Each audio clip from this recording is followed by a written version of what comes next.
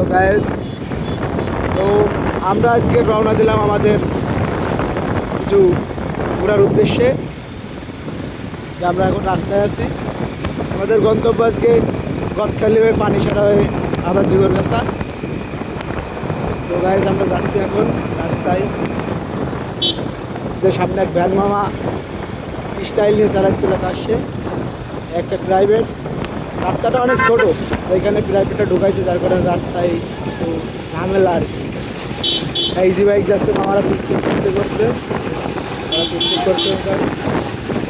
হ্যাঁ, তাদের এখানে বক্স আসা, এই দুঃখের বিষয় তাদের বক্স বাজছে না। এটা বিশাল বড় টার্নিং, যেটা আমাদের ড্রাইভার মুহূর্তের মধ্যে মেরে দিল। আমাদের ড্রাইভার ভালো, যার কারণে আমাদের মানে সেফটির আর কি টেনশন নাই। ড্রাইভার খুবই ভালো। হ্যাঁ, রাস্তায় যে বিশাল চাপ, মানে গদখালি চাপ মনে হয়, বুঝছো সব রাস্তায়। ফেব্রুয়ারি মাস, হ্যাঁ শুক্রবার, সবার অফিস সব ছুটি, ঘুরতে আসছে। তো যারা আর কি 14 ফেব্রুয়ারিতে আসতে পারে নাই ঘুরতে,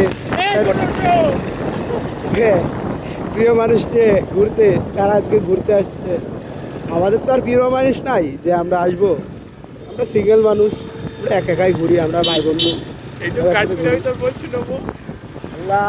না ভাই, ভাই বউ আছে বাসায় আছে ভাই, বুঝছো, বউ আছে বাসায় আছে, বলবা না তো, বাদ দাও, তোমার গার্লফ্রেন্ড আছে, তুমি সিঙ্গেল না, সেটা তো বলাই না। এই যে গাইস, একটা অন্যরকম ফিলিংস।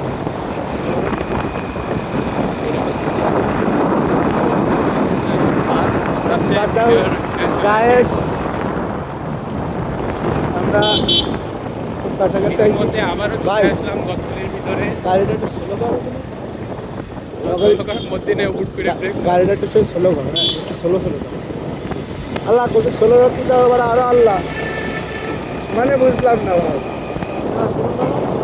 বললাম তো পিছনে তো ইজি বাইকটা ছিল, লাল পরি যাচ্ছে উড়ে,